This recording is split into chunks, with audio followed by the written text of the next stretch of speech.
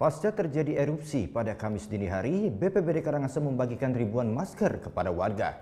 Hal ini dilakukan untuk mencegah gangguan kesehatan akibat menghirup abu vulkanis. Untuk mencegah terjadinya gangguan pernafasan akibat menghirup abu vulkanis, pihak BPBD Karangasem membagikan ribuan masker kepada warga yang berada di kawasan Pura Besaki, Karangasem. Selain jaraknya yang hanya mencapai 7 km dari puncak Gunung Agung, dipilihnya pura ini juga karena merupakan salah satu wilayah yang sempat terkena paparan abu vulkanis pasca erupsi pada Kamis dini hari. Saat erupsi, kawasan pura terbesar di Pulau Dewata tersebut tengah melangsungkan ritual keagamaan sehingga banyak dikunjungi umat untuk melakukan persembahyangan.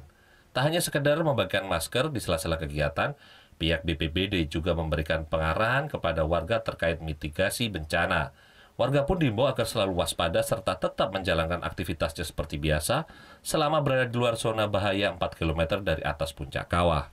Jadi BPBD bersama relawan juga PMI telah membagikan masker di wilayah Kecamatan Rendang, ada 4 desa yang terdampak.